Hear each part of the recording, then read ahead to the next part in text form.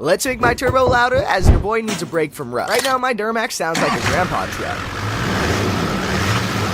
So let's fix that. I got a Flashark intake, and apparently these make your truck scream. We can start by removing the hose clamps and the 4 10mm bolts on the bottom of my airbox. Then we can remove the MAF sensor, and the airbox is ready to come out. Now we can remove that stupid turbo silencer and the intake that's following it. Finally, you can see that turbo. I was getting skeptical. Let's quickly assemble my heat shield and remove the last part of my intake box. Now we can slip the new one straight in. Now we can slip in our intake coupler and make sure this thing's fully seated. Then we can slip in the actual intake pipe, but be a man and make sure to forget your hose clamps, so you have to take the whole thing apart and reinstall it. Let's tighten those down before grabbing the cone filter, and let's make sure to grab the hose clamp this time. I probably should have slipped this on before we tighten those hose clamps, but inevitably it'll go on. Tightening that down, then we can reinstall our MAF sensor and realize we forgot to install the intake stay bracket, which means we do this all again. But this time it's solid and looks really good too. But what we all want to know is, does it sound good?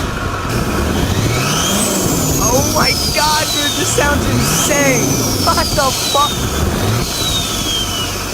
God help me, I got a race car. That is a night and day difference considering I rev to the same RPM.